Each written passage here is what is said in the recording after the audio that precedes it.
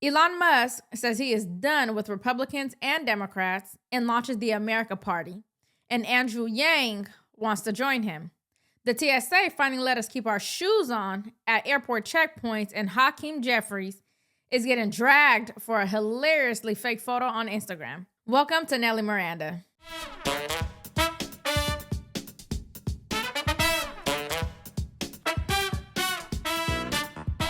After more than 2 decades of forcing us to take off our shoes at the airport, the TSA is finally ending that rule. This rule came in after the shoe bomber incident in 2001.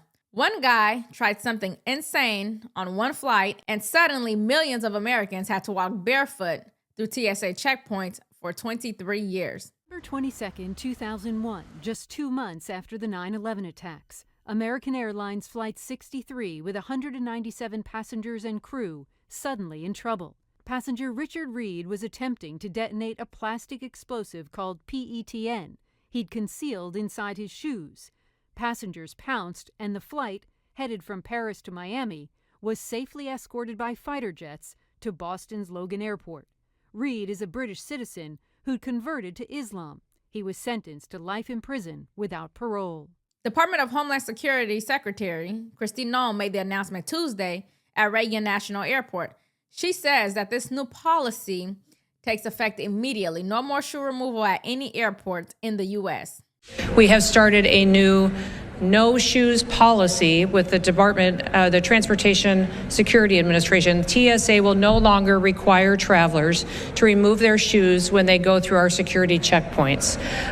This is something that I know for quite some time people have talked about and discussed, and we know that when President Trump was elected that he pledged to make life better for all Americans, and that includes those who are travelers going through our busy airports.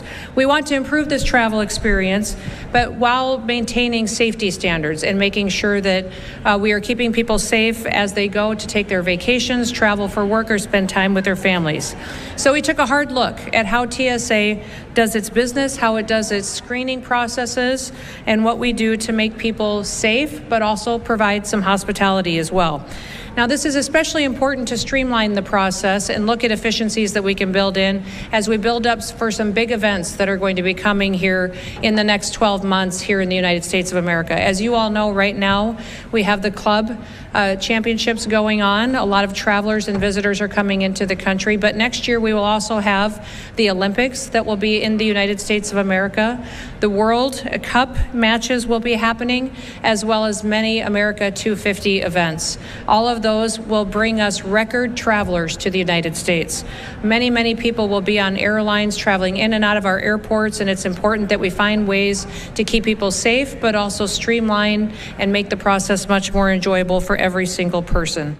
Good, I'm glad, because that's one less hassle at the airport, slowing down the process.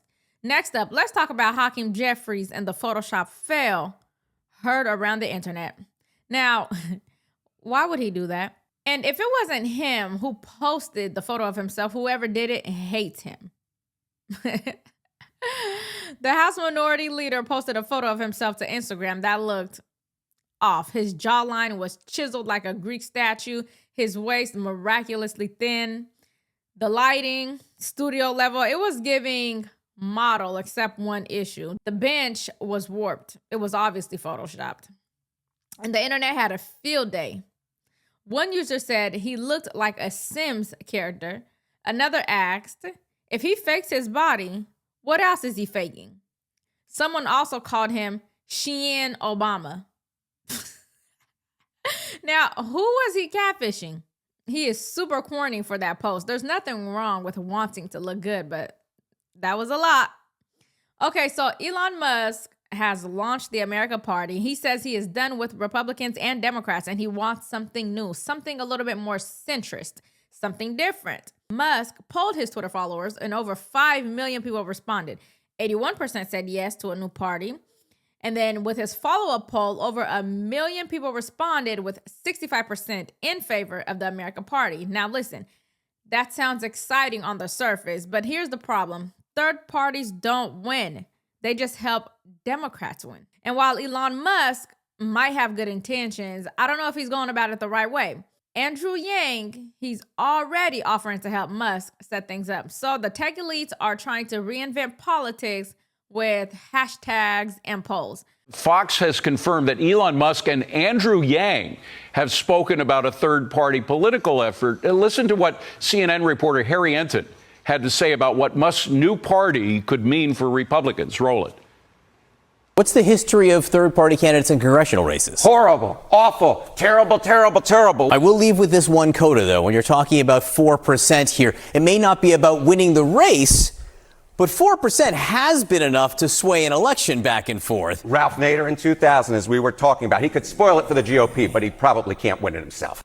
So are you worried about a spoiler effect by this new party? Well, what I would say is this. If Elon Musk wants to move the Republican Party to the right, dancing with Andrew Yang is not going to be the answer. The fact is that right now, as we go into the 26th election cycle, it's going to be determined by candidates and campaigns. The biggest factor that we're going to have in this election cycle is going to be the environment, particularly the economic environment. When you saw in 2024 the number one issue that voters were voting based on was the economy. They wanted to see housing prices and grocery prices and gasoline prices come down. They wanted to see safe communities. They wanted better jobs. They wanted higher wages. We do not need a new party. What we need to do is reform and reclaim the Republican Party, and we need to stand stronger and not scatter. Now, would you vote for the American Party, or do you see it as another way to put Democrats back in the White House? And what are your thoughts on keeping on our shoes at the airport? Let me know in the comments. And if you got value from this video, please make sure you like and subscribe, as it really helps support the channel. Thank you guys so much for watching, and I'll see you next time.